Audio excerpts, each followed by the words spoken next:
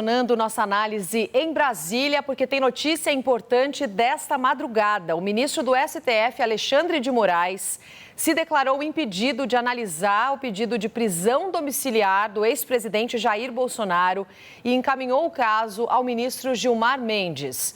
No despacho que foi assinado no início da noite desta sexta-feira, Alexandre de Moraes afirmou que não pode decidir sobre o tema porque está excluído da distribuição de processos entre os dias 12 e 31 de janeiro, período correspondente à segunda metade do recesso do Judiciário, quando exerce a função de presidente do Supremo Tribunal Federal.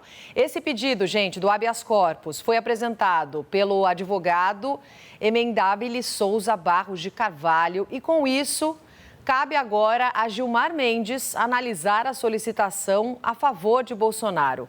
A decisão pode ser proferida a qualquer momento. A gente vai seguir falando sobre esse assunto, como eu falei, informação desta madrugada, em decisão que aconteceu ontem à noite. O ministro Alexandre de Moraes enviando, então, a Gilmar Mendes o pedido de prisão domiciliar feita pela defesa do ex-presidente Jair Bolsonaro. O ministro Moraes está se declarando impedido para apreciar esse pedido. Então, Gilmar Mendes vai, de fato, agora analisar esse habeas corpus apresentado em favor de Jair Bolsonaro. Será a análise de Gilmar Mendes do Supremo Tribunal Federal.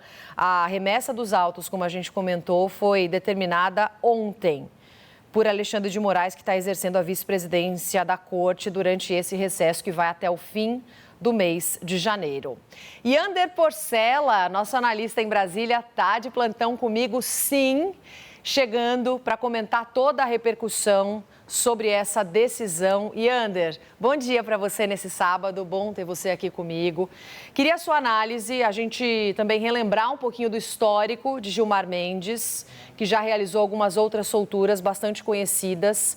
É um pedido para prisão domiciliar, defesa vem tentando, vem se articulando, alegando piora no quadro de saúde. A gente acompanhou a internação de Jair Bolsonaro no período entre Natal e Ano Novo e os sucessivos pedidos e movimentações. A ex-primeira-dama Michele Bolsonaro chegou a se reunir com Gilmar Mendes também nos últimos dias. O que é que significa Gilmar Mendes agora à frente desse pedido? O que temos já de repercussões? Bom sábado.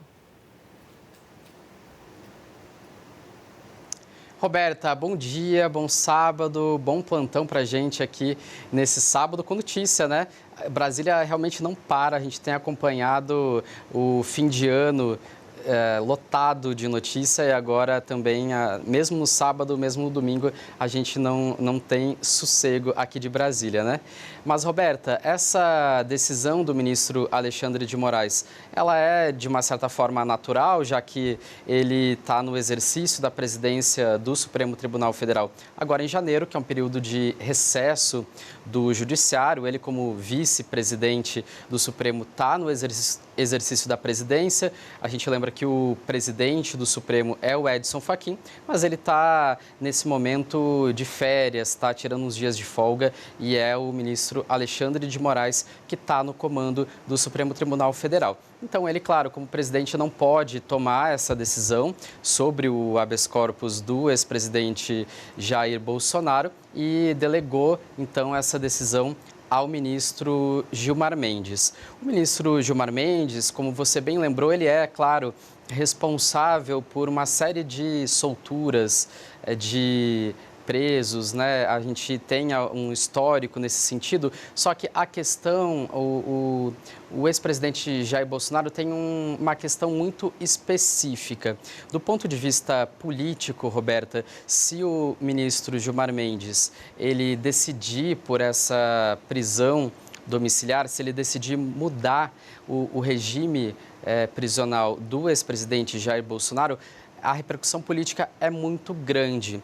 Então, é uma decisão bastante delicada, eu avalio dessa forma, até porque durante todo o processo da trama golpista, durante todo esse julgamento, análise de todas as provas, os indícios de que houve uma tentativa de golpe de Estado depois das eleições de 2022, durante todo esse processo houve, pelo menos lá no começo, uma unanimidade do Supremo Tribunal Federal. E até antes disso, durante o governo Bolsonaro, o Supremo se uniu para rebater, para resistir às tentativas de interferência no poder judiciário, de também ataques que aconteceram aos próprios ministros do Supremo. A gente teve lá em 2019, no começo ainda do governo Bolsonaro, a abertura daquele inquérito das fake news, super polêmico